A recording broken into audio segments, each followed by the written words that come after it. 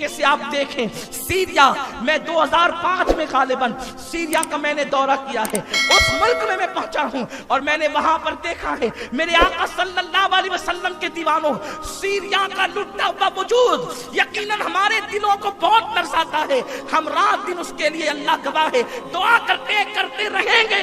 لیکن 2005 میں سیریا میں دمشق کی جامع مسجد کے اندر نماز جمعہ پڑھنے کے لیے پہنچا. میں نے وہاں کے امام کو بہت بڑا عاشق رسول پایا. اللہ اکبر، اس کے وجود سے، اس کے چہرے سے، اس کے خطاب سے، اللہ اکبر، لفظ سے عشق رسول کے چھلکتے جام محسوس ہوتے تھے. لیکن اللہ اکبر، میں نے چھوٹے سے ذہن میں محسوس کر لیا تھا کہ سیریا بہت جلدی تباہ ہوگا. واللہ یہ میں کوئی اپنی طرف سے یعنی ہوا میں گرا نہیں لگا رہا ہوں یا اس طریقے سے آپ کے مجمع میں میں یوں ہی بات نہیں کر رہا ہوں. میں نے محسوس کیا تھا کہ یہ زمین بہت جلدی تباہ ہوگی. 2005 میں مجھے اس کا احساس ہو گیا تھا. اس کی وجہ یہ تھی کہ جب نماز جمعہ کے لیے میں مسجد میں پہنچا، پہلے ہی پہنچ گیا تھا، وہاں کا انداز مجھے بہت اچھا لگا. میرے دل کے تار کو، بلکہ عشق کے تار کو گویا کہ ایسا لگا کسی نے چھیڑ دیا ہو. اذان سے پہلے وہاں پہنچے، سلطان صلاح الدین ایوبی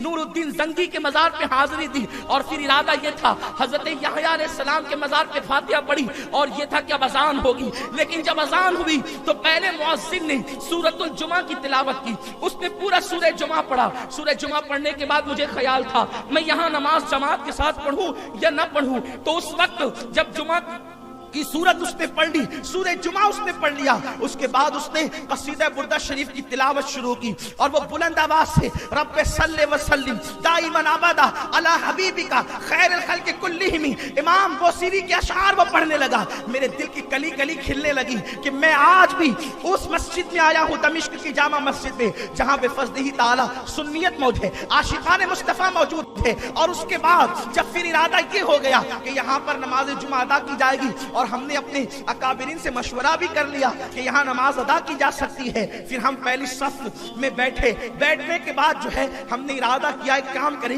کہ صف اول میں بیٹھ کر کے پوری مسجد کا نظارہ نہیں ہو سکتا چونکہ اول صف میں افضل ہے، لیکن ہم دیکھنا چاہتے ہیں اہل سیریا کا انداز نماز جمعہ کے حوالے سے کیا ہے، کیونکہ وہ ہمارے لیے اجنبی تھے، ہم ان کے لیے اجنبی تھے. تو پھر ہم تھوڑا پیچھے آ گئے اور جہاں حضرت یحییٰ علیہ السلام کے قدم ہیں قبر انور کے مزار مقدس کے، وہیں پر بیٹھ گئے کہ مسجد کا نظارہ بھی ہو جائے. اللہ کی عزت کی قسم اگر آپ انٹرنیٹ پر وہ منظر دیکھ سکتے ہیں کسی طرح سرچ کر کے تو آپ دیکھ لیں کہ ہم نے دیکھا جس وقت جمعہ کا خطبہ ہو رہا تھا وہ خطبہ جمعہ جس کا ادب واجب اور لازم ہے، ہم نے دیکھا کہ نوجوان وہاں کے کھلے سر مسجد میں داخل ہوئے اور داخل ہونے کے بعد کوئی یوں ہاتھ ٹیک کر کے اس طریقے سے پیروں میں پیر ڈال کر کے قبلے کی طرف بیٹھا ہوا ہے. اس طرح سے تقریباً میں نے 70% جوانوں کو ننگے سر ٹی شرٹ اور جینز پر جو ہے وہ جینز پینٹ پہنے ہوئے، مجھے اس پر بظاہر اس پر کوئی سخت اعتراض تو نہیں ہے،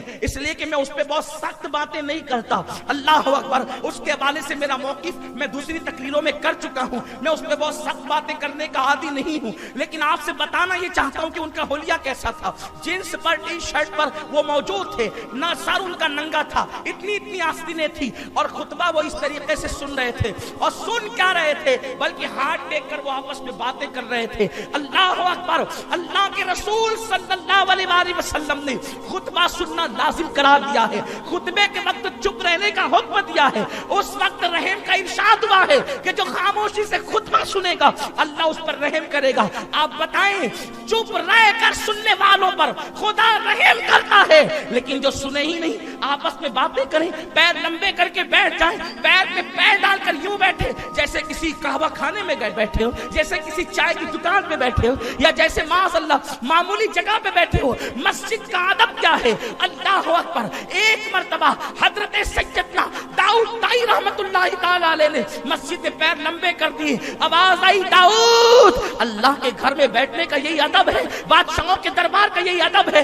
اس وقت سے جو پیر سمیٹے تو اس وقت آپ کے پیر پھیلائے گئے. جب وصال کے بعد غسل دینے کے لیے آپ کو غسال نے جو ہے تختے پر لٹایا، آپ غور کریں بزرگوں کے ادب کا یہ عالم تھا.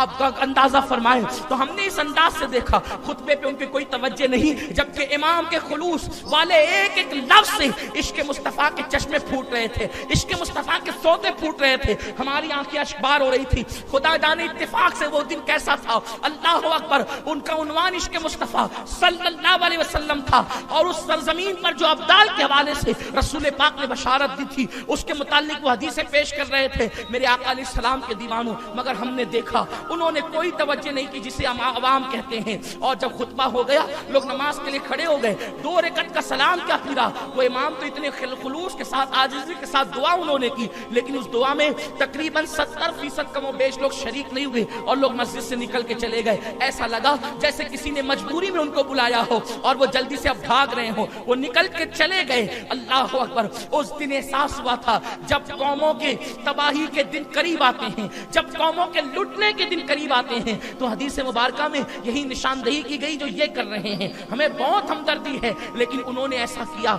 इसी तरीके से आप पहले इराक को देखें, खुदा ने इतनी दौलत दी थी कि घर की बैतुल खला की टोटियां उन्होंने सोने की बनवा रखी थी, सोने की टोटियां उन्होंने बैतुल खला की बनवा रखी थी। उठा करके तारीख देखें, जब कौमें इस तरीके से बेपरवाह होती है तो कुदरत उनको तबाह कर देती है, बस्तियां तबाह होती है। हम शाम, इराक, यमन की बातें करते हैं, बर्मा की बातें करते हैं। जो गलतियां उन्होंने की है वही गलतियां तो हम भी दोहरा रहे हैं। हम उनसे कोई मुख्तलिफ काम नहीं कर रहे हैं, हमारा काम उनसे कोई मुख्तलिफ नहीं है, बल्कि अगर मैं ये कहूं कि शायद हम उनसे 2 कदम आगे हैं। उलमा हमेशा बोलते रहे, अहले इल्म हमेशा पुकारते रहे, मुस्लिमीन हमेशा चीखते रहे, कौमों को आगाह करते रहे, लेकिन कौम बेदार कब होती है?